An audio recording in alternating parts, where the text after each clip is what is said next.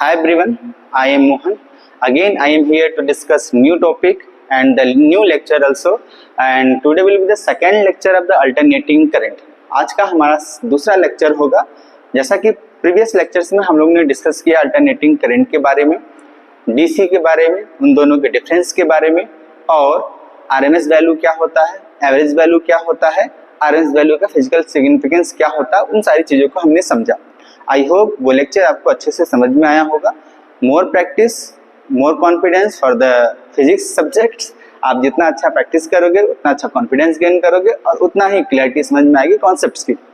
तो आज का हमारा सेकेंड लेक्चर्स में हम लोग डिस्कस करेंगे सर्किट्स थ्योरी के बारे में. सर्किट्स थ्योरी के बारे में थोड़ी बहुत इंफॉर्मेशन आपको डीसी या इलेक्ट्रोस्टैटिक से लेके ईएमडब्ल्यू के बीच में जो हम लोगों ने पढ़ा है, उसके पहले ईएमडब्ल्यू तो बाद में पढ़ेंगे. एक्चुअल में जो आपने डीसी सोर्सेज में पढ़ा होगा, करंट इलेक्ट्रिसिटी चैप्टर्स में, चार्जिंग ऑफ द कैपेसिटर्स में और इंडक्टर्स के बारे में, ये तो अगर मैं आपसे पूछूं कि सर्किट्स के एलिमेंट्स कौन कौन से हैं तो शायद आपको थोड़ी बहुत इंफॉर्मेशन हो. तो सर्किट एलिमेंट्स में जब बातें हम लोग करते हैं तो हमारे दिमाग में क्या आता है? रेजिस्टेंस होता है, कैपेसिटर्स होता है, इंडक्टर्स होते हैं. ये सभी क्या है? सर्किट एलिमेंट्स हैं. और इन सर्किट एलिमेंट्स को हम लोगों ने डीसी सोर्स के साथ कनेक्ट करके उनके इफेक्ट्स को देखा है. हमने रेजिस्टेंस को अच्छे से सॉल्व करना सीखा, हम लोगों ने charging of the capacitor, discharging of the capacitors को सीखा. उसके बाद हमने इंडक्टर को डीसी सोर्स के साथ कनेक्ट किया और उसके रिजल्ट्स को हमने देखा कि क्या रोल होता है. क्लियर? इसी तरीके से जब हम इन सर्किट एलिमेंट्स को एसी सोर्स के साथ कनेक्ट करेंगे तो उनका क्या इम्पैक्ट होगा, क्या इफेक्ट होगा, उन सब चीज को हम स्टडी करेंगे. अच्छा, अब जैसे आज के टॉपिक में हम लोग ने यही बातें की है सर्किट थ्योरी एसी का प्लस फेजर डायग्राम के बारे में, और कुछ सवालों को लगाएंगे और सवालों को समझेंगे अपने कॉन्सेप्ट को. क्लियर? अच्छा, आज के लेक्चर्स को समझना ये भी जरूरी है क्योंकि पूरे अल्टरनेटिंग करंट का सार ही यही है. यहीं से सवाल जो भी बनने होते हैं, ज्यादातर बनने के चांसेस होते हैं. क्लियर है? तो सबसे पहले हमें जो बेसिक रिक्वायरमेंट पड़ेगी वो होगा फेजर डायग्राम का. अगर मैं आपको थोड़ा सा फेजर डायग्राम के बारे में बातें करूं तो फेजर डायग्राम को जो हमें अल्टरनेटिंग करंट में रिक्वायरमेंट है वो सिंपल सा ये है कि relation between the voltage and current phase, उनके बीच में क्या रिलेशंस है, कौन आगे चलता है कौन पीछे चलता है. जैसे मैं अगर आपको फेजर का इन्फॉर्मेशन नहीं है तो आपको सिंपल हार्मोनिक मोशन पढ़ने की आवश्यकता है. आप सिंपल हार्मोनिक मोशन को पढ़ो. उनमें आपने दो पार्टिकल के एसएचएम्स को आपने ऐड किया होगा, इंटरफ्रेंसेस ऑफ द वेव में भी पढ़ा होगा आपने 11वीं क्लास में, तो वहां से आपको बातें समझ में आई होंगी. अगर नहीं आई तो मैं थोड़ा सा रिवाइज करता हूं आपके लिए. देखें आप, अगर मैं बोलूं कि मान लो एक एसएचएम का पार्टिकल का इक्वेशन हम ऐसा लिखते हैं A1 sine omega T. Clear? और दूसरा एसएचएम का A2 sine omega T with some phase difference. Phi is the phase difference. अब मैं आपसे पूछूं कि what is the Y net, तो वाई नेट की वैल्यू आपको समझ में आती होगी, पहले आपने सीख रखा क्या, y1 plus y2 superposition theorem से. क्लियर? तो y1 को जब मैं लिखूंगा तो क्या मैं लिखूंगा A1 sine omega T plus A2 sine omega T plus phi, यही लिखूंगा. और इनको सॉल्व करने के बाद अब जो पाओगे रिजल्ट वो कुछ ऐसा होगा, अंडर रूट A1 का स्क्वायर A2 का square 2A1 A2 cos five into sine omega T plus alpha. अच्छा, ऐसा रिजल्ट मिलेगा. अल्फा क्या है इस बात को समझते हैं. जैसे मैं बोलूं कि ये मैथमेटिकली सॉल्व करने के बाद कुछ ऐसा मिलता है, तो इसी बात को हम लोगों ने बताया कि सिंपल हमें क्या समझना है कि आप मान लो कि ये A1 है वेक्टर सम की तरह, क्योंकि आपको लग रहा है कि ये पूरा वेक्टर सम की तरह है. एक्चुअल में वेक्टर एडिशन नहीं करता, उसकी तरह हमें समझने हैं कि ऐसा ही रिजल्ट देता है ये. ठीक है? तो A1 साइन ओमेगा टी एक रेफरेंस लाइन मानता हूँ. दूसरा मैं A2, ये क्या अपना A2, इन दोनों के बीच में एंगल कितना, फाई. और मुझे पता है कि अगर आप इनको पैरेललोग्राम लॉ से सॉल्व करोगे ऐसे,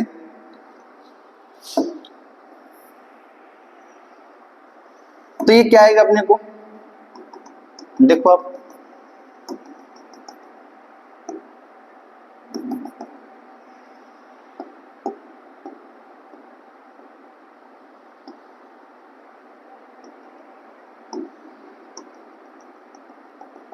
क्लियर?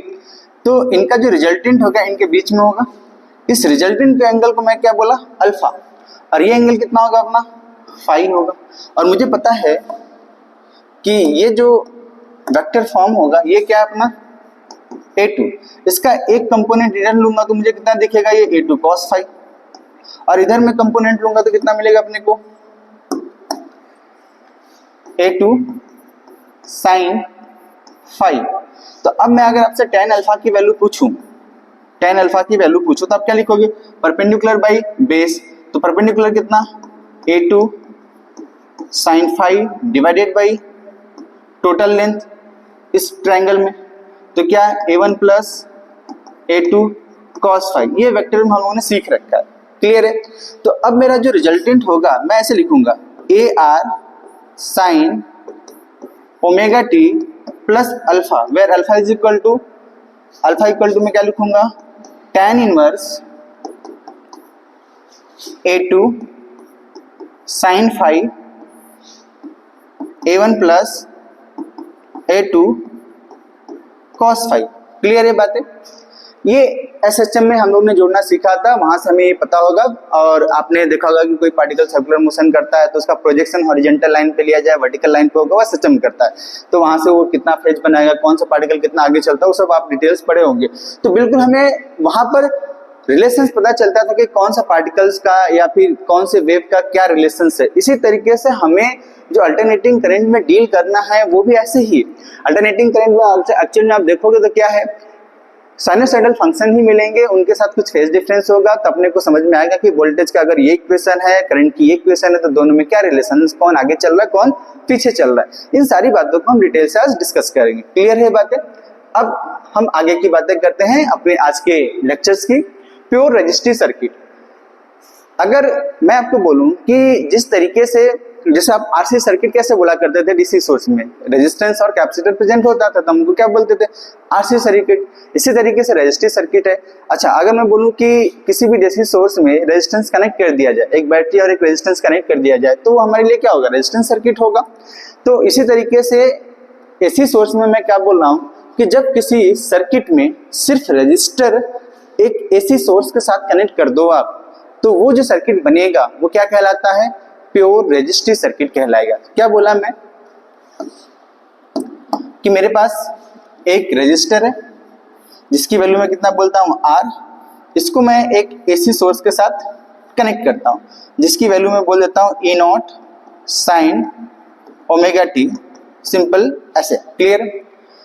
और इसमें जो करंट फ्लो कर रहा होगा I में बोल देता हूँ, क्लियर। और मुझे पता है कि अगर मुझे I की वैल्यू चाहिए, अगर I लिखना है तो मैं लिखूंगा potential difference E divided by R, where E is equal to E naught sine omega T divided by R, इसकी वैल्यू मैं क्या लिखूंगा, I naught sine omega T, where I naught is equal to E naught by R। देखिए तो peak voltage divided by resistance will give the peak current. ये I not E not क्या होता है, पीक, हम लोगों ने प्रीवियस लेक्चर में डिस्कस किया था, ठीक है।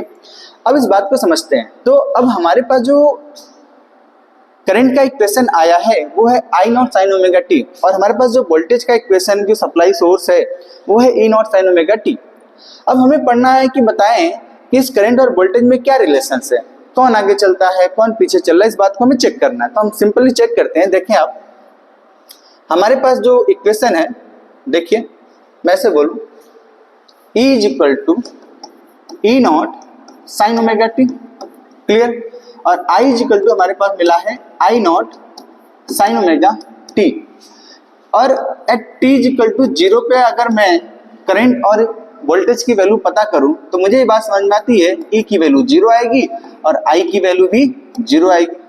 इसका मतलब, और अगर मैं t की वैल्यू पाई बाई ओमेगा रखूं, if t is equal to pi by omega, clear है, sorry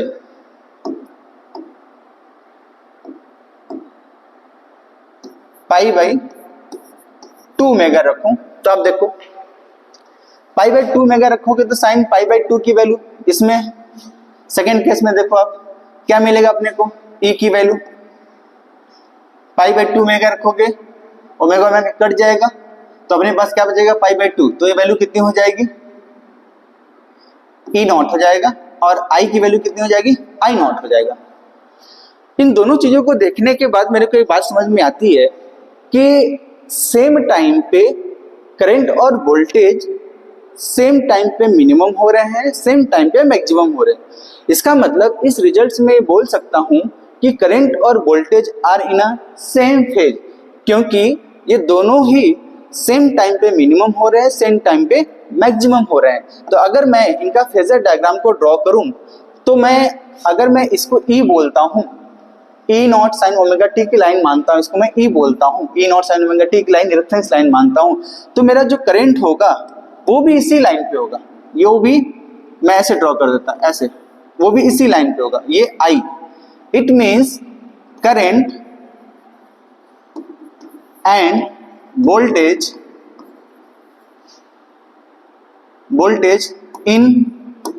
R in same phase. किसमें है ये, सेम फेज में है। इनमें कोई भी लैगिंग और लीडिंग्स नहीं हो रही, कोई आगे पीछे नहीं चल रहे, बस करंट की वैल्यूज वोल्टेज से कम है, बस अपने को ये समझना। क्लियर है, ये बातें समझ में आई होंगी प्योर रेजिस्टिव सर्किट्स के बारे में। अब आगे चलते हैं pure capacitive circuit. Pure capacitive circuit means क्या हुआ कि ऐसा सर्किट जिनमें एक एसी सोर्स हो और एक कैपेसिटर को कनेक्ट कर दिया जाए, तो जो सर्किट बनेगा हम उसको बोलते हैं प्योर कैपेसिटिव सर्किट। क्लियर है, तो मैंने क्या बोला कि एक कैपेसिटर कनेक्ट करता हूं मैं, दूसरा एक एसी सोर्स लगाता हूं मैं ऐसे, और इस एसी सोर्स की वैल्यू मैं ले लेता हूं E naught sine omega T. मैं कोई फेज डिफरेंस के साथ नहीं ले रहा हूं ताकि सिंपली हमें पहले समझ में आए इस चीजों को, और इनका कैपेसिटेंस मैं सी फैराडे ले लेता हूं। क्लियर है, अच्छा अब मुझे पता है कि, और इसके अक्रॉस के पोटेंशियल को मैं, जो कैपेसिटेंस के अक्रॉस जो पोटेंशियल आएगा मैं इसकी वैल्यू को लिख देता हूं VC। क्लियर, तो यूजिंग KVL तो मैं क्या E minus VC is equal to 0 लिख सकता हूं। तो E की वैल्यू अपने पास कितना आएगा, VC। देखिए तो अच्छा, VC की वैल्यू अगर आपको पता हो तो Q is equal to CV होता है, तो यही VC है, पोटेंशियल अक्रॉस द कैपेसिटर। तो Q by C is equal to VC लिख सकता हूं क्या मैं, आपको देखो तो ये जो वैल्यू VC है तो इसको मैं Q बाई C लिख सकता हूं क्या, देखो कैपेसिटेंस की वैल्यू C। तो जो मेरे पास Q की वैल्यू आएगी इनको सॉल्व करने के बाद जो Q आएगा, तो क्या मैं इसको ऐसा लिख सकता हूं क्या, C इंटू E। देखिए क्लियर है बात। अब मुझे करंट चाहिए, मुझे क्या चाहिए, करंट की इक्वेशन फाइंड करनी है। तो करंट के इक्वेशंस के लिए क्या मैं इनको ऐसे करूं, डिफरेंशिएट कर दूं चार्ज को, तो अपने को करंट मिल जाएगा। तो I की वैल्यू को मैं क्या लिख सकता हूं, देखिए आप, सॉरी I की वैल्यू को आप देखो मैं क्या लिख सकता हूं, I is equal to dq by dt instantaneous current. It can be written as C तो कांस्टेंट है, तो मैं लिखूंगा C d बाई dt। तो ये C d की वैल्यू कितनी, E naught sine omega t upon dt। जिसकी वैल्यू को मैं क्या लिख सकता हूं, C E not cos omega t into omega t को फिर से एक बार डिफरेंशिएट करेंगे। तो अपने पास जो वैल्यू आया मैं आगे पेज पे लिखता हूं, देखिए जो अपने पास I की वैल्यू आई ये ऐसा है क्या, C E not omega cos omega t. देखिए, और मुझे एक बात पता है कि ये इसकी तो कोई यूनिट होगी नहीं, वैल्यूज देती है ये, तो इसका जो यूनिट होगा क्या ये एम्पेयर होगा क्या। तो मैं ऐसे बोल सकता हूं omega into C into E not, इसका जो यूनिट होगा ये एम्पेयर होगा। क्लियर, और ई नॉट का यूनिट अपने को पता है क्या, वोल्टेज होगा, तो इसकी भी यूनिट क्या होगा, वोल्ट होगा। तो ओमेगा C का जो यूनिट लिखूंगा मैं 1 बाई ओमेगा C का जो यूनिट लिखूंगा, आप देखो क्या वोल्टेज बाई एम्पेयर लिखूंगा क्या, तो ये क्या हो जाएगा, ओम बताता है, वोल्ट बाई एम्पेयर तो ओम होता है। इसका मतलब 1 बाई ओमेगा C की जो वैल्यू है वो मेरे को एक रेजिस्टेंस की तरह बिहेव करा रही है, जिसको हम इसको 1/ओमेगा c को क्या बोलते हैं, किससे डिनोट करते हैं, xc से डिनोट करते हैं। किससे डिनोट करते हैं, जिसका xc का मतलब होता है कैपेसिटी रिएक्टेंस। एक न्यू टर्म आपके लिए है, क्या बोलते हैं हम, कैपेसिटी रिएक्टेंस। एग्जैक्टली रेजिस्टेंस के बराबर नहीं होता है, अपने को ये समझना कि सर्किट के द्वारा रेजिस्टेंस इतना ऑफर किया जाएगा फॉर द एसी सोर्स, जिसको हम क्या बोलते हैं, कैपेसिटिव रिएक्टेंस, जिसकी वैल्यू कितनी होती है, 1/ओमेगा c। What is the omega, angular frequency of the source. What is the c, capacitance of the capacitor. Clear ये बात है। अब इस बात को समझते हैं हम, देखें। अच्छा, इसका मतलब मैं इसको और रीअरेंज करके लिखूं तो I की वैल्यू को मैं ऐसे लिख सकता हूं, E0 डिवाइडेड बाई 1/ओमेगा c। देखिए तो इसका मतलब 1/ओमेगा c को अभी हमने क्या बताया, 1/xc। तो ये कितना, सॉरी xc, तो E0 की वैल्यू कितनी, xc cos omega t। Clear है बातें, ये बातें समझ में है आपको। अब देखिए, अब हमें ये कंपेयर करना है कि कौन सा आगे चल रहा है, क्या रिलेशन है करंट और वोल्टेज में। तो वोल्टेज का जो हमने सोर्स लिया है वो E0 sin ओमेगा t लिया था। क्लियर।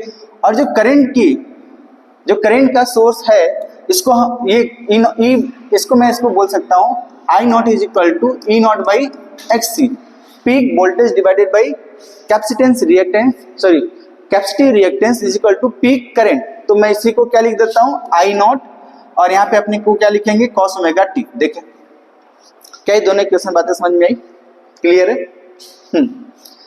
अब आप सोचो कि मुझे चेक करना है कि इसमें वोल्टेज और करंट में क्या रिलेशन है, कौन आगे चल रहा है, कौन पीछे चल रहा है। तो मैं आपको बोलूं कि at t is equal to 0, तो मेरे पास जो E की वैल्यू आएगी वो 0 आएगी, और जो I की वैल्यू आएगी, देखिए 0 रखेंगे तो ये I0 आएगा, मैक्सिमम आ रहा है। इसका मतलब वोल्टेज पीछे है, करंट आगे है। देखिए तो आप, करंट की वैल्यू जो है जब वोल्टेज की वैल्यू 0 है तो ये आगे लीड कर रहा है। इसका मतलब ये हुआ कि अगर मैं इनका फेजर डायग्राम बनाऊं, मैं अगर यहाँ पर इसको अपने को मैं वोल्टेज बोल दूं E, क्लियर है, E0 sin ओमेगा t, तो cos ओमेगा t को अब मुझे कंपेयर करने के लिए क्या मैं इस इक्वेशन को ऐसा लिख सकता हूं क्या, देखिए I is equal to I0 cos omega t को sin ओमेगा t प्लस π/2 लिख सकता हूं, क्योंकि लीड करेगा तो ओमेगा t माइनस π/2 भी हो सकता है, लेकिन मैंने यहाँ पहले ही पता कर लिया कि ये लीड करेगा तो मैंने ओमेगा t प्लस π/2 रखा। तो अगर E0 sin ओमेगा t की रेफरेंस लाइन है तो करंट की लाइन ये होगी क्या, देखिए इसका मतलब ये है कि करंट लीड्स वोल्टेज बाई π/2। तो in pure capacity circuit current leads voltage by π/2। Clear है बात। या मैं उल्टा भी बोल सकता हूं, क्या उल्टा मैं बोल सकता हूं, देखिए आप, वोल्टेज लैग्स करंट बाई π/2। कई बात समझ में आई प्योर कैपेसिटी सर्किट्स का। हमने यहाँ पे क्या क्या नए टर्म सीखे, xc की वैल्यू सीखा, जिसको हम क्या बोलते हैं, कैपेसिटी रिएक्टेंस, जिसका वैल्यू था 1/ओमेगा c, where omega is the angular frequency and c is the capacitance of the capacitor. Clear है। हमें दूसरी बात पता चली कि इस सर्किट में, प्योर कैपेसिटी सर्किट में, करंट लीड करता है बाई π/2 विद वोल्टेज। क्लियर है बातें। या से मैं बोलूं कि वोल्टेज लैग करता है बाई π/2। क्लियर है सब। हमने ये सारी चीजें देखी, इनका फेजर डायग्राम ऐसे। क्लियर है। अच्छा, एक चीज जो हमें और सीखनी है, मैं आपको बताऊं, मैं अगर आपसे बोलूं कि देखो अभी यहाँ पे जो हमने सीखा है, मैं बोलूं आपसे I0 की वैल्यू, वहां से हमने क्या सीखा, E0/xc, मतलब peak voltage divided by reactance of the circuit will give you the peak current. क्या मैं इसको ऐसा लिख सकता हूं क्या, ET divided by XC is equal to IT। क्या मैं ऐसा लिख सकता हूं क्या, देखो आप,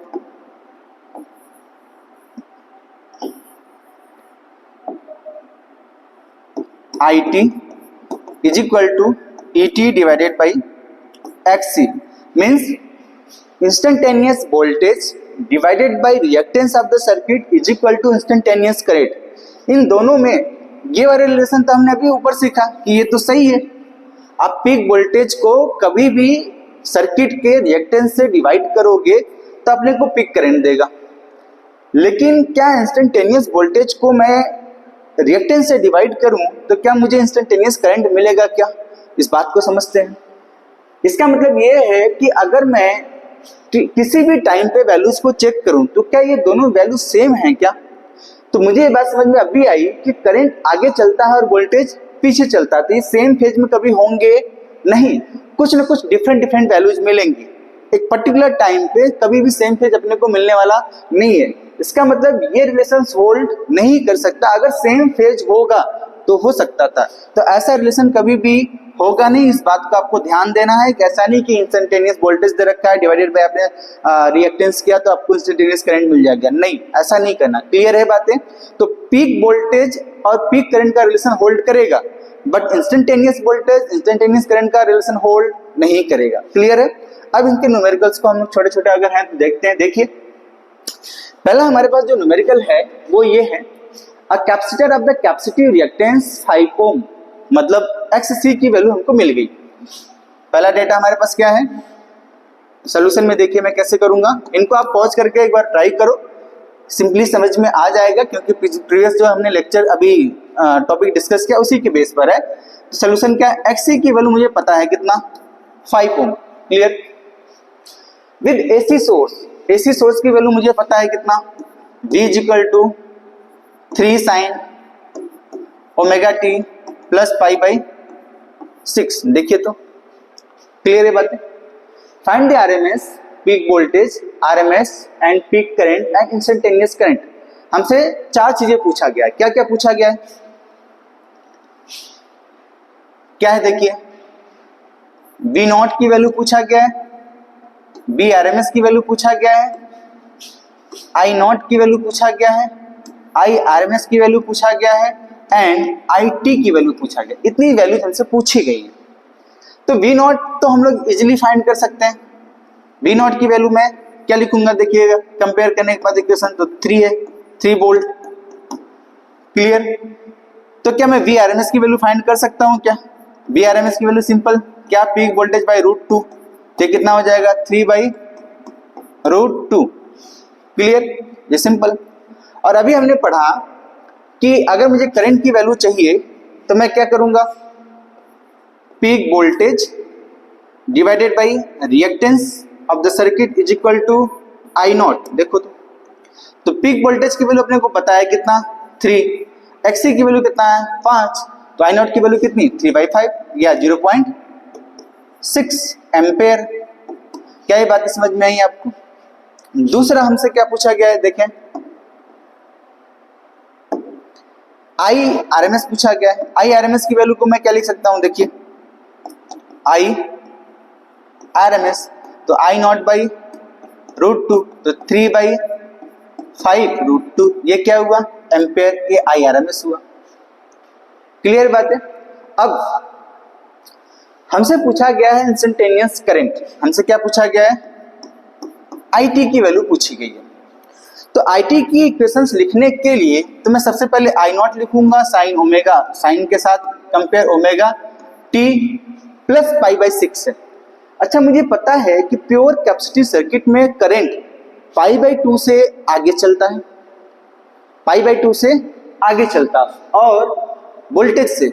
और आपको ये बात समझ में आ रही हो कि हमें जो रिलेशन दिया गया है ओमेगा t प्लस π/6 ये है, और इससे कितना आगे जाना चाहिए, π/2 आगे जाना चाहिए। कौन, करंट, क्योंकि कैपेसिटिव सर्किट में करंट π/2 से आगे चलता है फ्रॉम वोल्टेज। क्लियर? तो वोल्टेज के अगर मैं, अच्छा इसको फेजर डायग्राम से भी मैं करूंगा तो ऐसे करूंगा, देखो इसको मैं E बोल देता हूं, यही अपनी क्या लाइन है, omega t plus π/6 reference line, तो ये π/2 आगे मैं कर दूंगा, π/2। तो ये पूरी जो लाइन है ये किसकी है, pi by 2 omega T plus pi by 6 sign omega T plus pi by 6 का ही रेफरेंस लाइन है, उससे पाई बाय 2 आ गया। क्लियर है बात है? तो आई नॉट की वैल्यू यहाँ पे मैं उठा के रख दूंगा, कितना देखिए आप, I t is equal to 3/5 sine omega t pi by 6 plus 120 degree हो जाएगा क्या? तो इसको मैं 120 को क्या लिख सकता हूँ, 2 pi by 3, 2 pi by 3। Clear है बात है? 3 ऊपर नीचे मल्टीप्लाई कर दीजिए तो 4 पाई बाई 6 हो जाएगा, डिवाइड करोगे 2 पाई बाई 3 आएगा। क्लियर है बात है? तो ये अपना यही क्या है, अपना आंसर सभी का। क्लियर, समझ में आया होगा ये बातें? ठीक है, आगे चलते हैं प्योर इंडक्टिव सर्किट्स के लिए। क्या? प्योर इंडक्टिव सर्किट्स के लिए। जैसा कि पीछे भी हम लोगों ने पढ़ रहे थे, प्योर रेजिस्टिव सर्किट सिर्फ जिसमें रेजिस्टेंस हो, प्योर कैपेसिटिव सर्किट सिर्फ जिसमें क्या हो, कैपेसिटर हो, प्योर इंडक्टिव सर्किट में जिसमें सिर्फ इंडक्टर हो, वो क्या कहलाएगा, प्योर इंडक्टिव सर्किट। क्लियर? देखिए मैं बनाता हूं, ये एक इंडक्टर बनाता हूं मैं, और इनको मैं एक एसी सोर्स के साथ कनेक्ट करता हूं, और इस एसी सोर्स की वैल्यू मैं कितना ले लेता हूं, अभी मैं ई बोल देता हूं, अपने को पता नहीं है, मैं करंट सोर्स को यूज करता हूं। तो मैं करंट के लिए यूज करता हूं I naught sine omega T. आप वोल्टेज सोर्स भी यूज कर सकते हो, लेकिन जो आसानी से आपको समझ में आए मैं उन्हीं बातों को डिस्कस कर रहा हूं। और इस इंडक्टर का इंडक्टेंस मैं एल हेनरी बोल देता हूं। क्लियर है बात है? देखते हैं आप इसको, इसके क्रॉस के पोटेंशियल को मैं वी एल बोल देता हूं। तो यूजिंग के वी एल, क्या मैं ऐसे लिखूंगा, क्या देखो,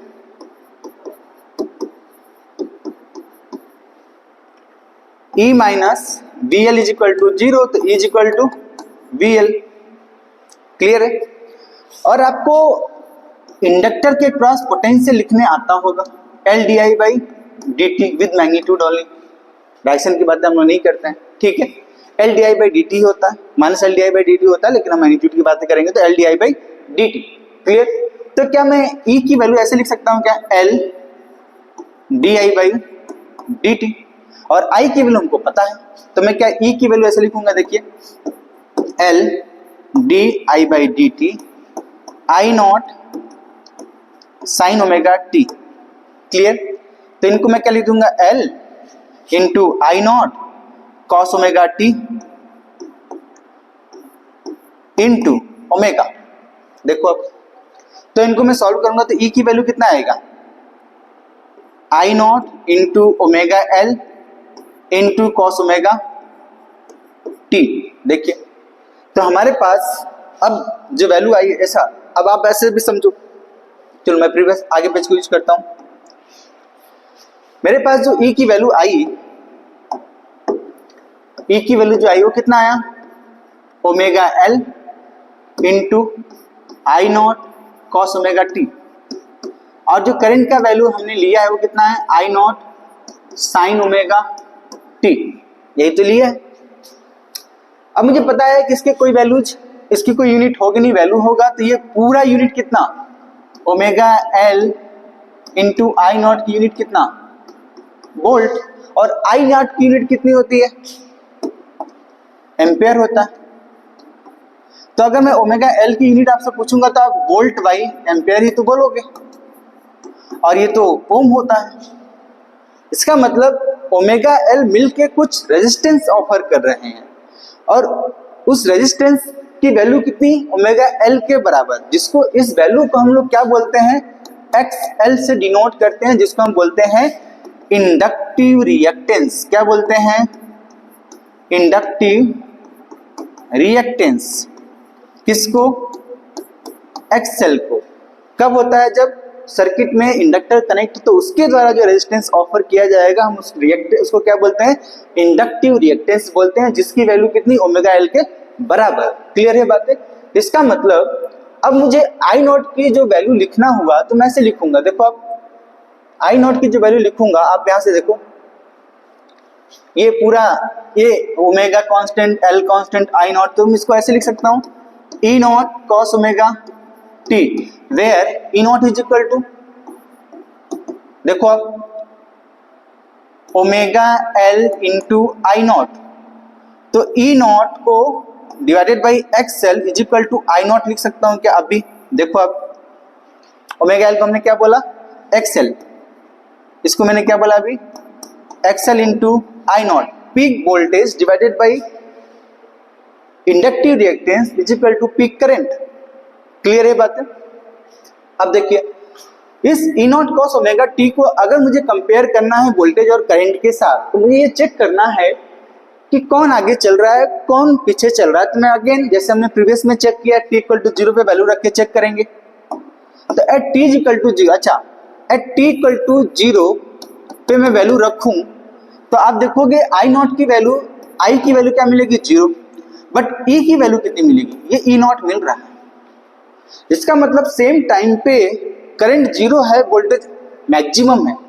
इसका मतलब ये है कि साइन और कॉस का फंक्शन है, तो मुझे पता है मैक्सिमम और मिनिमम में कितने का डिफरेंस होता है, पाई बाई 2 का डिफरेंस होता है। इसका मतलब मैं ये बोल सकता हूं कि यहाँ पे अगर सर्किट के अंदर इंडक्टर कनेक्ट है, जिसको मैं बोला हूँ प्योर इंडक्टिव क्योंकि उसके अलावा और कोई प्रेजेंट नहीं है, तो उसमें वोल्टेज आगे चल रहा है और कितना, पाई बाई 2 से, और करंट पीछे चल रहा है, means voltage leads current by pi by 2। तो इसका मतलब अगर मैं इस इक्वेशन को कंपेयर करने लायक बनाऊं तो ऐसा बनेगा, ये E naught sine omega T plus pi by 2। देखिए तो क्या मेरी बात समझ में आई आपको? देखो तो अब आप यहां से देख सकते हो टी की वैल्यू जब आप 0 रखोगे तो ये 0 मिलेगा और ये पाई बाई 2 से आगे मिलेगा। क्लियर है? तो अगर मैं इनका फेजर डायग्राम ड्रॉ करूं, इनका फेजर डायग्राम मैं आपको बनाऊं, तो देखो ये आई का मैं बनाता हूं, जो रेफरेंस लाइन कितना मानूंगा, आई नॉट साइन ओमेगा टी का रेफरेंस लाइन, और वोल्टेज से कितना आगे जाएगा, पाई बाई 2, तो मैं ये पाई बाई 2 से वोल्टेज बना दिया। ये कितना डिफरेंस, पाई बाई 2। क्या है मेरी बात समझ में आई क्या? इन दोनों में पाई बाई 2 का डिफरेंस, सिंपल। अच्छा आपको ऐसा भी मिल सकता है बुक में, आप ऐसे भी समझो, मैं इसको इस पे रेफरेंस लाइन ई ले सकता हूं, तो इसको फिर आई लेना पड़ेगा। जरूरत क्या है, बस पाई बाई 2 से आगे होना चाहिए। क्या मेरी बात समझ में आई? कैसे भी आप ड्रॉ कर सकते हो, किसी को आप रेफरेंस लाइन चूज कर सकते हो, ये आपके ऊपर डिपेंड करता है, लेकिन आसान हमारे लिए हमेशा ये कि आई को मैं हॉरिजॉन्टल लाइन पे कंसीडर करूं। ठीक है, क्लियर है? आपको समझ में आ जाए तो कुछ कहीं से भी कंसीडर करो, कोई बड़ी बात नहीं है। ठीक, अब हम लोग आगे की बातें करते हैं। आगे की क्या है, अगर मैं इसका रिजल्ट या इसका कंक्लूजन करूं प्योर इंडक्टिव सर्किट का, तो मुझे ये बात समझ में आता है कि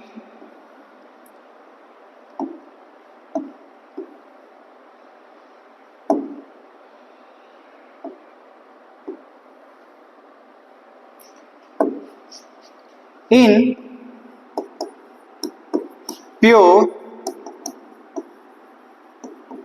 inductive circuit, voltage leads current by pi by 2, और वाइस वर्सा में current lags voltage by pi by 2। Clear है बात?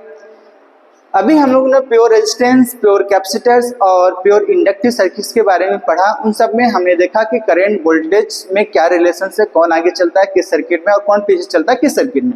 इतनी बातें समझ में आई होंगी। फिर भी अगर आप इन बातों को कभी भूल जाओ तो आपको ये वर्ड याद रखना है, सिविल।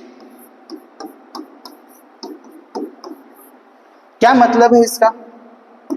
जब आप इधर से ऐसे मूव करो तो सबसे पहले आपको क्या मिलता है, कैपेसिटर। इसका मतलब इन कैपेसिटी सर्किट में बोलूं आपको समझने से, मतलब capacity circuit, current leads voltage. देखो तो पहले सी पढ़ा अपने को, लेफ्ट से राइट जाते वक्त, तो करंट आगे है तो मैंने लिखा current in capacitive circuit, current leads voltage. फिर मैं आगे बढ़ा तो ये V और I, V पहले I बाद में, फिर L है। फिर मैं लिखूंगा voltage leads current in inductor. अगला बात क्या लिखूंगा, voltage leads current in inductive circuit. इसको याद रखोगे आप, कभी कंफ्यूज नहीं होगे। अगर आप बेसिक से याद रखोगे तो वैसे भी नहीं होगे, अगर फिर भी भूल गए आप तो सिविल याद रखो। Civil means C stand for the capacity circuit, I for the current, V for the voltage, I for the current, L for the inductor. In the capacity circuit current leads voltage and voltage leads current in the inductive circuit. Clear है बातें? I hope आपको ये पूरा basic चीजें समझ में आई होंगी। अब इनके ऊपर के हम कुछ सवालों को करते हैं। देखिए, प्योर इंडक्टिव सर्किट के कुछ सवाल आपको दिए गए हैं, इनको हम लोग सॉल्व करते हैं। पहला सवाल क्या है, आप इस सवाल को पढ़ो, पॉज करो, ट्राई करो, जो हमने अभी पीछे टॉपिक को डिस्कस किया उसी के बेस पर आसानी से आप फाइंड कर सकते हो, मुझे भरोसा है। ठीक है, an inductor of the inductance L, inductance की वैल्यू कितनी दी गई है 5 henry, is connected to an AC source having the voltage V is equal to 10 sin 10t plus 5/6। हमारे पास एक इंडक्टर है, ऐसे में बोलूं, जिसको एक एसी सोर्स के साथ कनेक्ट किया गया है और जिसकी वैल्यू हमको बताई गई है V is equal to 10 sin 10t plus 5/6 और ये इंडक्टेंस की वैल्यू हमको बताया गया है 5 हेनरी। क्लियर? तो सबसे पहले हमसे पूछा गया इंडक्टिव रिएक्टेंस। इंडक्टिव रिएक्टेंस का मतलब सॉल्यूशन की बातें करते हैं, क्या है, एक्सएल की वैल्यू पूछा गया। एक्सएल की वैल्यू कितनी होती है, ओमेगा इंटू एल। ओमेगा की वैल्यू अगर मुझे फाइंड करना पड़ेगा तो मतलब एंगुलर फ्रीक्वेंसी। तो अगर मैं इस इक्वेशन को कंपेयर करूंगा स्टैंडर्ड इक्वेशन से, तो coefficient of the t will tell you angular frequency, coefficient of t क्या देगा अपने को, ओमेगा, जो किसके बराबर है, 10 के बराबर है। तो यहाँ पर मैं ओमेगा की वैल्यू कितनी 10, एल की वैल्यू कितनी 5 हेनरी, चूंकि वो एसआई में ही है तो इसको मैं क्या लिख दूंगा 50 ओम। किसकी वैल्यू आई है, एक्सएल की वैल्यू है। क्या मेरी बात समझ में? First solution. अब हमसे पूछा गया है सेकंड में पीक एंड आरएमएस वोल्टेज, क्या पूछा गया है, इसको मैं यहाँ ही कर देता हूँ। V नॉट की वैल्यू अगर मैं यहाँ से निकालूं तो कितना आएगा, ये 10। तो V RMS की वैल्यू हम लोग क्या लिखते हैं, V नॉट बाई रूट 2। तो मैं इसको क्या लिखूंगा 10 बाई रूट 2, जिसको मैं क्या लिख सकता हूँ 5 रूट 2 वोल्ट। क्या मेरी बात समझ में आई? तीसरा सवाल देखिए, peak and RMS current, peak and RMS current.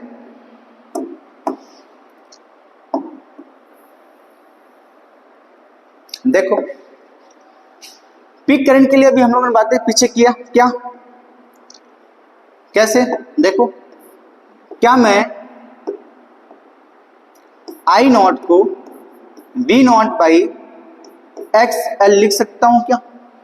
V naught की वैल्यू अपने को पता है कितना है 10, एक्सएल की वैल्यू कितनी है 50, तो क्या ये 1/5 है क्या एम्पेयर? और आई आरएमएस की वैल्यू हमें पता है कितना, I naught by root 2, I naught की वैल्यू कितनी 1/5 बाई रूट 2, तो ये कितना आ जाएगा 1/5 रूट 2 ही क्या होगा अपना एम्पेयर आंसर होगा। कौन सा, आरएमएस वैल्यू। सिंपल, क्लियर है, बातें समझ में आई, सिंपल सा है। अब हमको कनेक्ट करना, हमको कैलकुलेट करना है क्या, देखिए आप, अब मेरे को कैलकुलेट करने के लिए बोला इंस्टेंटेनियस करंट, मतलब अपने को क्या चाहिए, IT चाहिए। IT को मैं क्या लिख सकता हूं, आई नॉट क्या है साइन, ही रेफरेंस लाइन लेना अपने को 10t प्लस 5/6, इतनी बात तो समझ में आ गई। आई नॉट की वैल्यू हम रखेंगे। अब मुझे पता है कि in the inductor circuit voltage lead करता है π/2 से, तो वोल्टेज तो ये है, ये लीड कर रहा है किसको, करंट को π/2 से। इसका मतलब करंट पीछे चल रहा है कितना, π/2 से। तो मैं करंट की इक्वेशन लिखने जा रहा हूं, किसका, करंट का।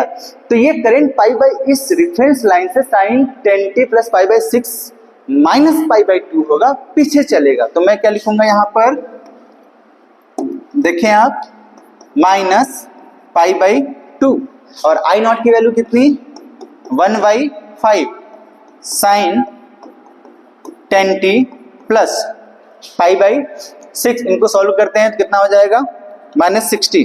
तो मैं -60 को क्या लिख दूंगा, -π/3, नहीं तो आप इसको सॉल्व कर सकते हो, 3 ऊपर नीचे मल्टीप्लाई कर देंगे तो ये कितना हो जाएगा, -2π/6, 2 काट दोगे -π/3। क्लियर है बातें? Now this is the your instantaneous current equation. Clear है? आप देख लो एक बार, कोई कंफ्यूजन है? क्लियर? अब समझते हैं आगे को। अगला सवाल देखते हैं। देखिए अगला सवाल क्या है अपने पास, an alternating voltage source V is equal to 260 sin 628t is connected across a pure inductor of the 5 milli Henry। मतलब अपने पास एक ये इंडक्टर है जिसको एक AC सोर्स के साथ कनेक्ट किया गया है और जिसकी वैल्यू हमको बताई गई है 260 sin 628t। क्लियर? और L की वैल्यू कितनी, 5 milli henry. Clear? Inductive reactance in the circuit answer पूछा गया, बहुत ही सिंपल सवाल है, करते हुए भी आपको शर्म आएगी। ओमेगा एल, ओमेगा की वैल्यू कितनी, 628, ओमेगा की वैल्यू कितनी 628 इंटू एल की वैल्यू कितनी 5 मिली हेनरी, तो इसको हेनरी में कन्वर्ट करेंगे तो कितना आ जाएगा, देखिए 5 8 जा 40, 5 2 जा 10 प्लस 4 1 5 6 जा 31। क्लियर? इनटू 10 के पावर -3, तो डेसिमल लगाते हैं तो कितना आ जाएगा 314 ओम। ये अपना एक्सेल है, तो कौन सा ऑप्शन सही है? क्लियर है? 3.14 ओम। देख लो, अब सिंपल है, ओमेगा एल कैलकुलेट करना सिर्फ अपने को। ठीक है, अच्छा आगे चलते हैं।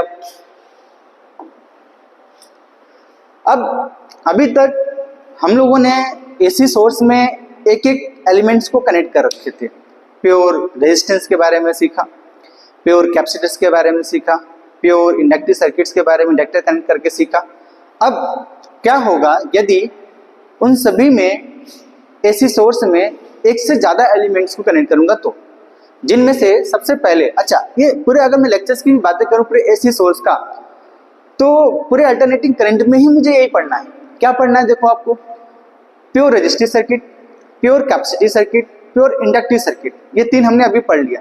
उसके बाद इन तीनों को कॉम्बिनेशन के साथ पढ़ना है। क्या क्या कॉम्बिनेशन पॉसिबल्स हैं? आप देखो, रेजिस्टेंस को कैपेसिटर के साथ कनेक्ट कर दूं जिसको मैं आरसी बोलूंगा, रेजिस्टेंस को इंडक्टर के साथ कनेक्ट कर दूं जिसको मैं एलआर सर्किट बोलूंगा, इसके बाद मैं एल को कैपेसिटर के साथ कनेक्ट कर दूं तो एलसी सर्किट बोलूंगा, इसके बाद में हो सकता है तीनों ही कनेक्ट कर दूं तो मुझे क्या बोलूंगा, एलसीआर सर्किट बोलूंगा।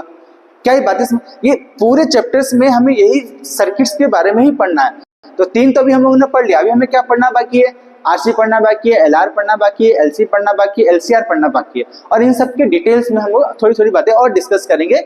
यही अपना पूरा चैप्टर है और लास्ट में हम लोग ट्रांसफार्मर पढ़ेंगे और इस चैप्टर की समाप्ति हो जाएगी। सिंपल सा है, इन सर्किट्स के बारे में ही स्टडी करना है। तो इसमें अभी हमें क्या पढ़ना है? RC circuit. आरसी सर्किट का मतलब एक ऐसा सर्किट जिसके अंदर रेजिस्टेंस और कैपेसिटर दोनों ही कनेक्शन होंगे, तो हमको क्या बोलेंगे? RC circuit. क्लियर है? तो देखिए मैं सबसे पहले कनेक्ट करता हूं, ये अपना आर और ये अपना सी और ये अपना एसी सोर्स। ठीक है क्या? ये इसको ई मैं और एक करंट सोर्स ले लेता हूं सप्लाई में, I naught sine omega t, simple without phase difference, zero phase difference के साथ अभी के लिए ये। ठीक है, और इसको मैं R बोल देता हूँ, इसका कैपेसिटेंस C बोल देता हूँ। तो मुझे पता है कि ये रेजिस्टेंस R ओम होगा और यहाँ का कैपेसिटेंस रिएक्टेंस को मैं क्या बोलूंगा? XC ओम। क्लियर है?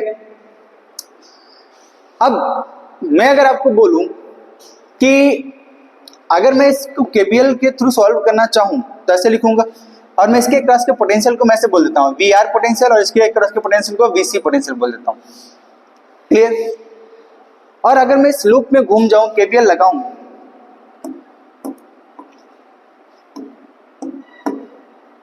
KVL लगाऊं, तो मैं देखो आप कैसे लगाऊंगा। क्या मैं ऐसे लिखूंगा? क्या E इज इक्वल टू, या आप अंदर अभी घूमोगे, E minus V R minus V C is equal to 0। तो क्या ये value E is equal to V R plus V C हो जाएगा क्या? और बात भी सही है कि दोनों के क्रॉस पोटेंशियल डिफरेंस मिलकर भी तो E के बराबर ही आने चाहिए। ठीक है, तो वी आर मुझे फाइंड करना है। क्या फाइंड करना है? V R and GC find करना है। अच्छा ये टाइम का ही फंक्शन आपको ये समझना है, ठीक है। बी आर का मतलब है it is the potential difference across the resistance. अच्छा अगर मैं इनको फेजर डायग्राम से भी सॉल्व करूं, ठीक है, तो सबसे पहले अगर आपको फेजर डायग्राम बनाना हुआ तो देखो आप इनका फेजर डायग्राम कैसे बनाओगे।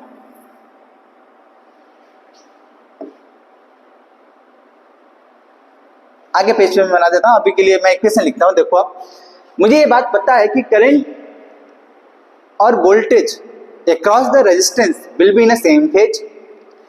तो ये मेरा जो करंट है अगर ये रेजिस्टेंस की तरफ बढ़ा तो उनमें सेम फेज में जाएगा। तो क्या मैं potential difference across the resistance ऐसे लिखूंगा, क्या आप देखो, आई नॉट इंटू आर, ये क्या देगा, potential across the resistance, peak potential into same phase होगा तो साइन ओमेगा टी। और अगर मैं इसमें कैपेसिटर के क्रॉस पोटेंशियल डिफरेंस लिखूंगा तो मैं लिखूंगा I naught into X C, peak potential यही आएगा cross the capacitor, reactance sine omega T. और मुझे ये बात पता है कि कैपेसिटी सर्किट अगर प्योर होता तो इसमें 90 डिग्री का फेज डिफरेंस होता है क्लियर करंट से, और करंट आगे चलता है, करंट आगे चलता है। और तो मैं क्या लिख रहा हूं यहाँ पे, वोल्टेज लिख रहा हूं, तो ये -π/2 होगा। क्या मेरी बात समझ में आई? अब इनको मैं फेजर डायग्राम में बनाता हूं। देखो अब हमने क्या बोला, ये अपना I naught into R sine omega t, ये I naught into R sine omega t की ही रेफरेंस लाइन है। और मैंने, या मैं ऐसे बोलूं, यही क्या है, V naught R, peak potential across the resistance, और बी नॉट सी, जिसको मैंने क्या बोला, आई नॉट एक्स सी, ये क्या है, π/2 पीछे कौन है, ये peak potential across the capacitor, I naught sine omega t की ये रेफरेंस लाइन, उससे π/2 पीछे कर दिया, क्लियर। तो अब अगर इनका मैं रिजल्टेंट फाइंड करूं तो मेरे को रिजल्टेंट कुछ ऐसा मिलेगा। तो रिजल्टेंट की अगर मैं वैल्यू लिखूं, ये बी नॉट, मैं सिंपल रिजल्टेंट बी नॉट ही बोल देता हूं, कहीं हमने बी नॉट नहीं यूज किया है, ठीक है, तो ऐसे मैं बोल दूंगा। देखो आई नॉट आर का होल स्क्वायर प्लस, क्योंकि 90 डिग्री का है, आई नॉट इंटू एक्सी का होल स्क्वायर, क्लियर। तो बी नॉट की जो वैल्यू आएगी अपने पास, I naught under root X naught का स्क्वायर, सॉरी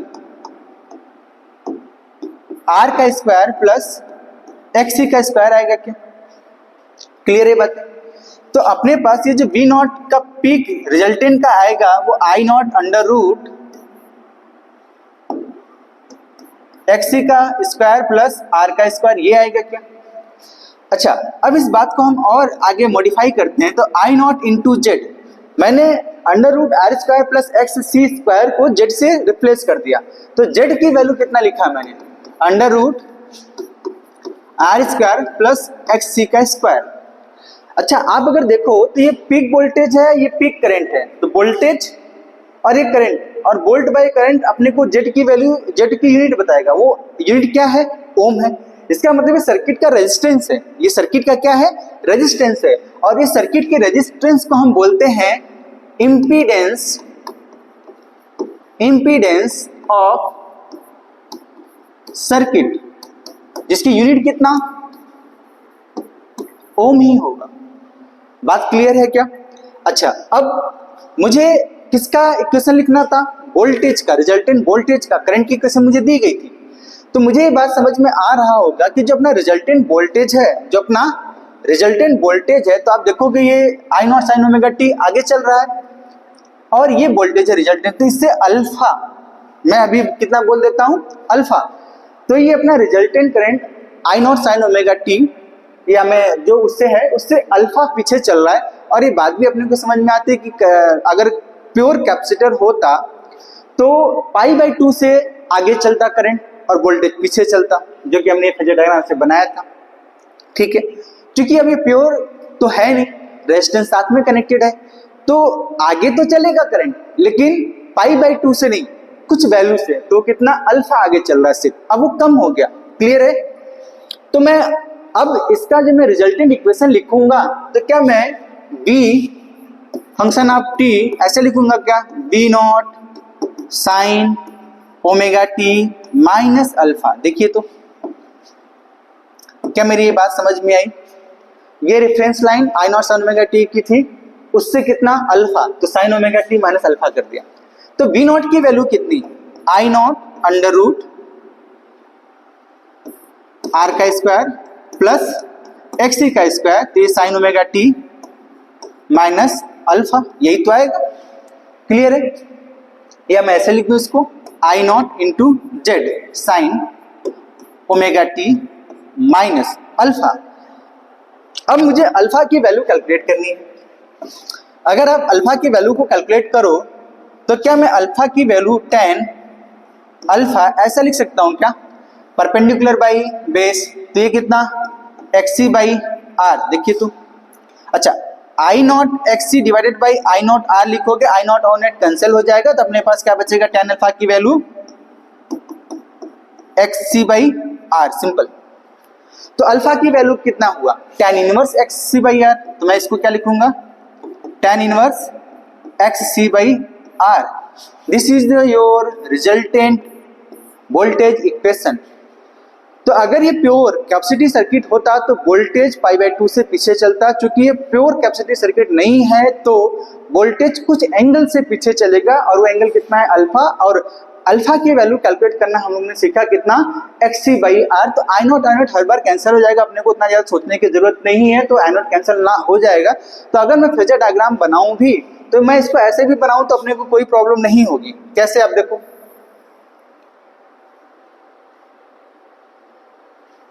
कभी भी इस फेजर डायग्राम को ऐसे बना सकते हो, इसमें कोई दिक्कत नहीं होगा आपको। कैसे, ये आर बना लो, ये एक्सी और ये रिजल्टेंट अल्फा, और यहाँ पर जेड की वैल्यू कितना, under root R square plus XC का स्क्वायर, सिंपल। क्लियर है? बात समझ में आई आपको? अब देखिए, इसका मतलब यहाँ पे मुझे ये सारी बातें क्लियर हैं, और अब इनके ऊपर न्यूमेरिकल्स को हम लोग करते हैं।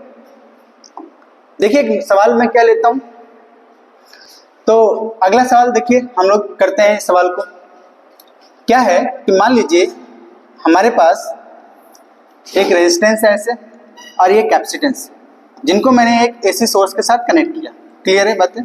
ठीक। और इसका एसी सोर्स में ले लेता हूं ऐसे 40 sign omega T plus 60 degree, कुछ ऐसा दिया फेज के साथ। क्लियर? और मैं इनकी वैल्यू ऐसा लेता हूं कि ये अपने लिए कैलकुलेशन थोड़ा सा आसान हो, 3 ओम, और ये एक्स सी की वैल्यू में 4 ओम बोल देता हूं। क्लियर? ठीक। और मेरे से इसके जो सवाल पूछे गए हैं, क्या क्या पूछे गए हैं, बी नॉट पूछे गए हैं, बी आर एम एस पूछे गए हैं, आई नॉट पूछे गए हैं, आई आर एम एस पूछे गए हैं, एंड आई टी के इक्वेशन पूछे गए हैं, पहला। उसके बाद मेरे से पूछा गया है potential difference across the resistance with time, ये। उसके बाद potential difference across the capacitor with time, ये। इतने सवाल हमसे पूछे गए। ऊपर के 4 तो अपने को बहुत आसान है, सिंपली कर लेंगे। कैसे, देखें, हम लोग सॉल्व करना शुरू करते हैं। आप एक बार पॉज करके इन सवाल को ट्राई करो, आप यहाँ पे आके रुकोगे तो अभी हम लोग क्लियर कर लेते हैं। ठीक है? तो अगर मैं पीक वोल्टेज को देखूं तो मेरे को 40 है, तो मैं वी नॉट की वैल्यू कितना लिखूंगा, 40 सिंपली। और वी आर एम एस की वैल्यू कितना लिखूंगा, तो 40/√2, ये 20√2 हो जाएगा। क्लियर? आई नॉट की वैल्यू अगर मैं निकालूं तो कितना, peak voltage divided by impedance of the circuit, V naught divided by Z. अब मुझे जेड कैलकुलेट करना है। क्या कैलकुलेट करना है, जेड। तो मुझे इसका फेजर डायग्राम ड्रॉ करने की जरूरत है। फेजर डायग्राम से सवाल हमेशा आसान हो जाता है। तो मैंने अभी पहले ही बताया कि इसको आर ले लूं, इसको मैं क्या ले लूं, एक्स सी। तो इसकी वैल्यू कितनी दी गई अपने को, ये है 4 ओम और ये है 3 ओम। क्लियर है? तो इनका जो रिजल्टेंट आएगा इधर आएगा, और वो कितना आएगा 4 का स्क्वायर प्लस 3 का स्क्वायर, और ये कितना आएगा 5 ओम। तो जेड की जो वैल्यू आई, जेड की जो वैल्यू आई कितना है अंडर रूट आर का स्क्वायर प्लस एक्स का स्क्वायर, जिसका वैल्यू कितना अंडर रूट 3 का स्क्वायर प्लस 4 का स्क्वायर, ये 5 आया, 5 ओम। क्लियर। तो आई नॉट की वैल्यू मैं क्या लिख दूंगा, V naught 40 divided by 5 which is equal to 8 ampere. Clear.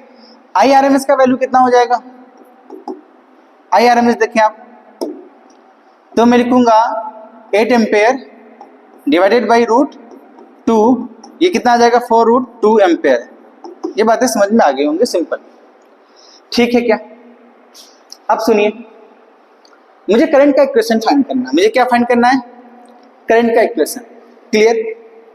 अच्छा, मुझे ये बात पता है कि रिजल्टेंट वोल्टेज अगर मैं फाइंड करना चाहता हूं, रिजल्टेंट वोल्टेज अगर मैं फाइंड करना चाहता हूं तो कुछ ऐसे लिखूंगा, आप देखो।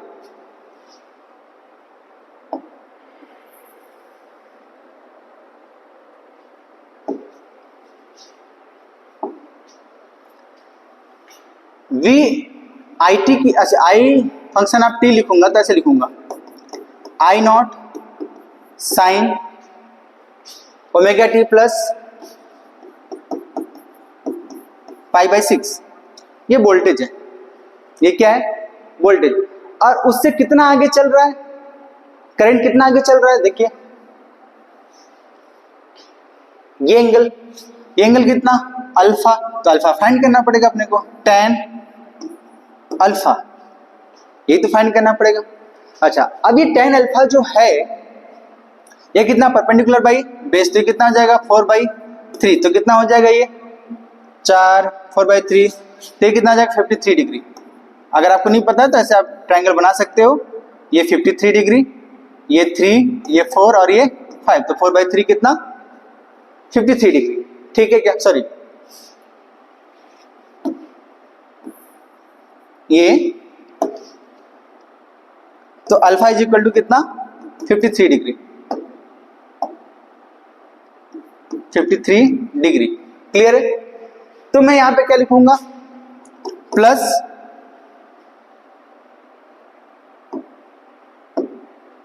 पाई बाई 6 को मैं 30 लिख देता हूं, प्लस 30 प्लस 30 प्लस 53 डिग्री, क्योंकि in the capacitor circuit current आगे चलता है वोल्टेज से बाई पाई बाई 2 इफ यदि ये प्योर कैपेसिटर होता तो, लेकिन चूंकि प्योर नहीं है तो कुछ अल्फा से आगे चल रहा है और अल्फा की वैल्यू हमने लिख दी। तो अब आई टी की जो वैल्यू मैं लिखूंगा क्या, वो ऐसे लिखूंगा, क्या देखो 8 ampere sign omega T plus 53 83 degree, यही हुआ, ये resultant current in the given circuit है। क्लियर। अब हमसे पूछा गया है, आगे मैं देखता हूं, देखो अब जो हमसे पूछा गया है potential difference across the T. Clear. तो अभी जो हम लोगों ने करंट का इक्वेशन पाया वो कितना पाया, 8 ampere sign omega T plus 83 degree. और मुझे ये बात पता है, क्या पता है, कि वोल्टेज और current in the resistance will be in a same phase. तो ये जो करंट है तो इसी का फेज वोल्टेज का होगा रेजिस्टेंस के क्रॉस। तो अगर मैं इसका रेजिस्टेंस के क्रॉस वोल्टेज लिखूंगा तो I naught into R sine omega T plus 83 degree लिखूंगा, क्या देखिए तो कितना हो जाएगा, आई नॉट की वैल्यू हमको पता है 8, आर की वैल्यू कितनी थी, आर की वैल्यू 3 ओम,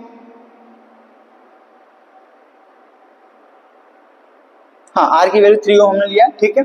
तो कितना 3 sine omega T plus 83 degree, तो कितना हो जाएगा ये, आर 3 के 24 sine omega T plus 83 degree. Clear ये बातें, ये कितना। अब हमें क्या फाइंड करना, potential difference across the capacitance with time. तो अगेन मैं लिखूंगा I naught into X C sine omega t. अच्छा, ये जो रिजल्टेंट है करंट का इक्वेशन, ये करंट प्योर कैपेसिटर में π/2 आगे चलेगा, ठीक है। तो चूंकि रिजल्टेंट करंट तो यही है, तो उससे करंट π/2 आगे तो वोल्टेज π/2 पीछे। तो मैं वोल्टेज की इक्वेशन लिख रहा हूं, तो मैं क्या लिखूंगा, omega T plus 83 degree minus 90 degree. देखिए तो ये कितना हो जाएगा, आई नॉट की वैल्यू कितना हो जाएगा, आप देखो 8 एम्पेयर, और ये कितना है 4 sign omega t minus 83 minus 7 तो माइनस 7 डिग्री। तो अपने पास आंसर कितना हो जाएगा 32 sine omega t minus 7 degree. Clear. तो ये पोटेंशियल अक्रॉस द कैपेसिटर आया। क्लियर है बातें? आई होप ये बातें आपको समझ में आई होंगी। अब हम लोग आगे की बातें करते हैं। अगला अपना है क्या, LR circuit. LR circuit simple ऐसा सर्किट जिसके अंदर रेजिस्टेंस और इंडक्टर हो, जिसको हम क्या बोलते हैं, LR सर्किट बोलते हैं, ठीक है। तो देखिए इसका भी हम लोग सॉल्व करते हैं।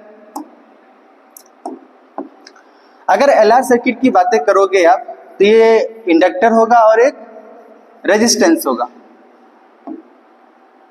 एक रेजिस्टेंस होगा, और इनको मैं किससे कनेक्ट कर देता हूं, एक सोर्स से कनेक्ट कर देता हूं। इसकी वैल्यू मैं E बोल देता हूं, और मैं करंट सोर्स को यूज करता हूं, और करंट सोर्स की वैल्यू मैं ले लेता हूं I naught sine omega T. इसके क्रॉस को पोटेंशियल, इसका इंडक्टेंस मैं L ले लेता हूं हेनरी, और इसका R ओम। क्लियर है। और इसको मैं एक्सएल बोल देता हूं, इसका R बोल ही दिया हूं, और इसके क्रॉस जो पोटेंशियल है मैं VR बोल देता हूं, और इसके क्रॉस पोटेंशियल को मैं VL बोल देता हूं, ठीक है। और सोर्स को मैंने E बोल दिया। यूजिंग KVL, तो E minus VR minus VL is equal to 0, तो E is equal to VR plus VL।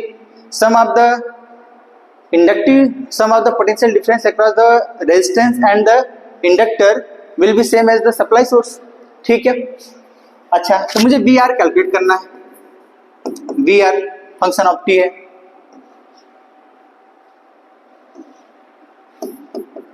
तो मुझे ये बात पता है कि रेजिस्टेंस के क्रॉस तो करंट और वोल्टेज दोनों सेम फेज में होंगे, तो I naught sine omega t को मैं क्या लिख सकता हूं, अगर इसके क्रॉस ये तो मुझे लिखिए I naught into R sine omega t, यही तो लिखूंगा। क्लियर। और मैं इसके क्रॉस जो मैं पोटेंशियल लिखूंगा, तो मैं लिखूंगा I naught into XL sine omega T, और वोल्टेज है। और मुझे पता है कि अगर प्योर इंडक्टर होता तो करंट π/2 से पीछे चलता है, वोल्टेज π/2 से आगे चलता है। तो ये करंट है, ये पीछे चल रहा है किससे, वोल्टेज से, मतलब वोल्टेज π/2 आगे चल रहा है, तो साइन ओमेगा टी प्लस π/2 हो जाएगा। अगर मैं अब इनका फेजर डायग्राम ड्रॉ करूं, तो क्या मैं इनका फेजर डायग्राम ऐसे बनाऊंगा कि आप देखिए,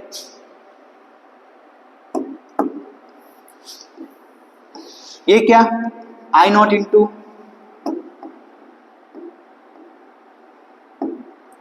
यहां पे बनाता हूं आई नॉट इंटू आर, और ये कितना I naught into XL.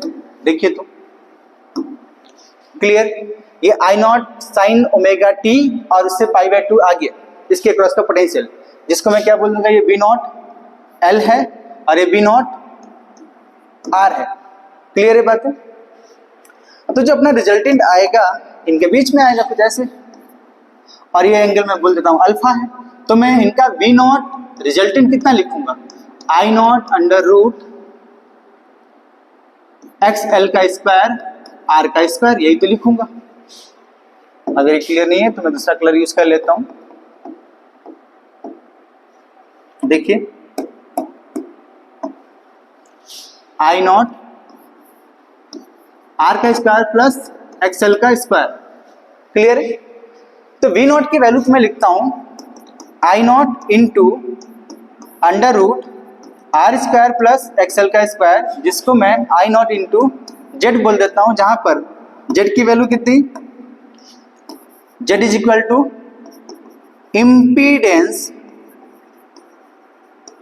Of circuit, where Z is equal to under root R square plus XL का स्क्वायर। क्लियर है बातें, ठीक है। अब देखिए अल्फा निकालना है अपने को, प्रीवियस लेक्चर के प्रीवियस टॉपिक के जैसा, तो मैं क्या लिखूंगा, परपेंडिकुलर बाई बेस, तो मैं सीधे सीधे लिख देता हूँ एक्सएल बाई आर। तो अल्फा की वैल्यू कितनी, tan inverse XL by R. ठीक है क्या? अच्छा, अब मुझे जो रिजल्टेंट लिखना होगा वोल्टेज का, तो मैं ऐसे लिखूंगा V not sine omega T plus alpha आगे, साइन ओमेगा टी की रेफरेंस लाइन, उससे अल्फा आगे चल रहा है करंट, सॉरी वोल्टेज। तो कितना आ जाएगा V नॉट की वैल्यू आई naught into Z peak voltage into sine omega T plus alpha. तो ये जेड की वैल्यू अगर मुझे पीक, ये क्या देगा अपने को, पीक वोल्टेज, तो P voltage divided by Z is equal to क्या देगा, आई नॉट। सिंपल सा, ये आपको रिलेशन याद रखना है। तो ये अपना जो फाइनल इक्वेशन आएगा वो कुछ ऐसा लिखेगा क्या, देखिए अब V t is equal to I naught Z sine omega T plus alpha की वैल्यू कितनी, tan inverse XL by R. ये क्लियर है, कर लोगे आप ये सब, सिंपल सा है। ठीक है, अब इसका भी एक न्यूमेरिकल देख लेते हैं हम लोग। देखिए क्या है, मान लीजिए मेरे पास एक सेम रेजिस्टेंस है और एक इंडक्टर है, और इनको मैं एक एसी सोर्स के साथ कनेक्ट करता हूं, और इस एसी सोर्स को मैं ऐसे बोलता हूं ई नॉट, इन्हें कुछ वैल्यू ले लेता हूं मैं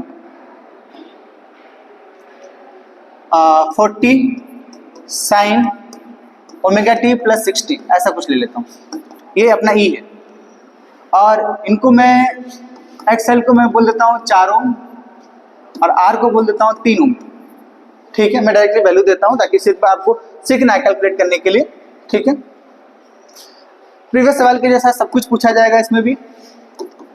पहला है V naught V R M S, I naught I R M S, I t. ठीक है, फिर potential across resistance at any time t, potential across inductor at any time t. ये हमसे चीजें पूछी गई। ठीक है क्या, इनको सॉल्व करते हैं। ये 4 चीजें तो सिंपली हम कैलकुलेट कर सकते हैं। कितना आएगा देखिए आप, इनका फेजर डायग्राम भी बना देता हूं मैं तुरंत।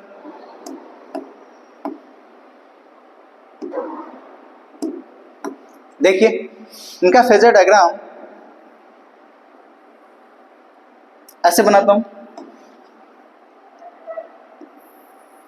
ये आर, ये एक्सएल जिसकी वैल्यू कितनी 4 ओम, और ये कितना 3 ओम। तो रिजल्टेंट कितना, जेड की वैल्यू कितना √3 का स्क्वायर 4 का स्क्वायर, जितना कितना आएगा 5 ओम के बराबर। ठीक है, तो देखिए बी नॉट की वैल्यू कितना इक्वेशन से 40, बी आर एम एस की वैल्यू कितना बी नॉट बाई √2, तो कितना 20 √2 आ जाएगा। तो आई नॉट की वैल्यू मैं फाइंड करूंगा तो कितना लिखूंगा, बी नॉट बाई जेड, ये कितना 40 बाई जेड की वैल्यू कितना 5, तो ये कितना आ जाएगा 8 एम्पियर।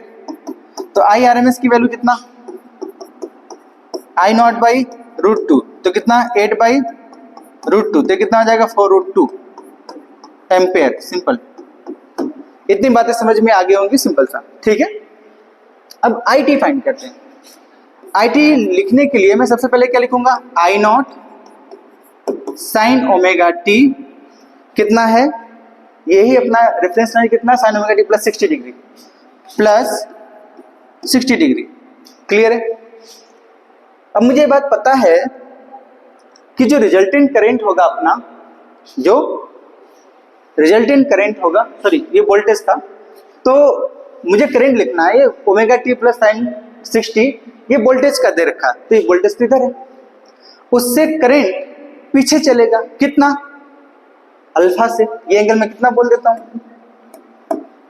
ये अल्फा है, तो करंट तो पीछे चलेगा, कितना से चलेगा अल्फा से, तो कितना हो जाएगा ये आप देखिए, माइनस अपने को निकालेंगे अल्फा की वैल्यू कितना आएगा, tan alpha is equal to 4/3, तो alpha is equal to 53 degree, जैसा कि हमने पीछे कैलकुलेट किया। तो कितना हो जाएगा माइनस 53 डिग्री। तो कितना हो जाएगा आई टी की वैल्यू देखिए, आई नॉट की value 8 sign omega T plus 7 degree. तो ये क्या आया? Current in the given circuit. Clear है बातें? अब देखिए, मुझे जो करंट पता चल गया, तो अब मुझे potential difference across the resistance पूछा गया, तो मैं लिखूंगा क्या? आई नॉट इंटू आर साइन, मुझे क्या पता है? Potential across the resistance and current will be in a same phase, ये दोनों क्या होंगे? Same phase. तो करंट का जो इक्वेशन है, करंट का इक्वेशन क्या है? 8 sign omega T plus 7 degree. 8 sign omega T plus 7 degree, यही तो करंट है। ये दोनों क्या होंगे? सेम फेज में होंगे, तो मैं क्या लिखूंगा? Omega T plus 7 degree. Simple. Clear है बातें? तो आई नॉट की वैल्यू 8 एम्पेयर और आर की वैल्यू कितना? 3 sine omega T plus 7 degree, तो कितना हो जाएगा? 24 sine omega T plus 7 degree. ये अपना potential across the resistance. Clear? दूसरा, पोटेंशियल अक्रॉस द इंडक्टर अपने से पूछा गया, तो मैं क्या लिखूंगा? Same I naught into XL sine. अब मुझे पता है कि potential will be lead by pi by 2 in the inductor circuit. तो मैं पोटेंशियल ही तो फाइंड कर रहा हूं। Voltage will lead in the pure inductor circuit by pi by 2। तो अगर ये करंट है, करंट की इक्वेशन हमने फाइंड कर ली, तो करंट से कितना आगे जाएगा? पाई बाई 2। इंडिविजुअल फाइंड कर रहे हैं हम लोग, तब की बातें कर रहे हैं। तो ये कितना? I naught into XL sine omega T plus 7 degree plus 90 degree. क्या मेरी बात समझ में आई? तो V L into T, I naught की वैल्यू 8, ये कितना? 4, तो कितना हो जाएगा? ये sine omega T plus 97 degree, तो कितना हो जाएगा? ये 8 चौके 32 sine omega T plus 97 degree. Clear है बातें? क्लियर है? तो ये कितना आया? Potential difference across inductor at any time T. Instantaneous मतलब ये क्या है? Instantaneous voltage across the resistance, instantaneous voltage across the inductance. Clear है? अब मेरी बातें आपको थोड़ी थोड़ी ये समझ में आई होंगी। जितना आप प्रैक्टिस करोगे उतना अच्छे से समझ में आएगा, क्लियरिटी के साथ। ठीक है? ये अल्टरनेटिंग करंट का दूसरा लेक्चर था। फर्स्ट लेक्चर से हम लोग कंप्लीट कर लिए। अगले लेक्चर्स में हम लोग डिस्कस करेंगे एलसी ऑसिलेशंस के बारे में, एलसी सर्किट्स के बारे में, एलसीआर सर्किट्स के बारे में, रेजोनेंस के बारे में और चुक कॉइल्स के बारे में। उसके बाद हमारे पास एक लास्ट टॉपिक बचेगा ट्रांसफार्मर, उसको भी हम लोग जल्दी अच्छे से पढ़ के खत्म कर लेंगे। ठीक है? तो आई होप ये लेक्चर्स आपको समझ में आया होगा। यदि आपको डाउट होता है तो दोबारा से जाकर के मेरे YouTube channel Mohan physics academy पे आप जाके इसको सर्च कर सकते हो, दोबारा से इस लेक्चर्स को देख सकते हो। Thank you for the watching.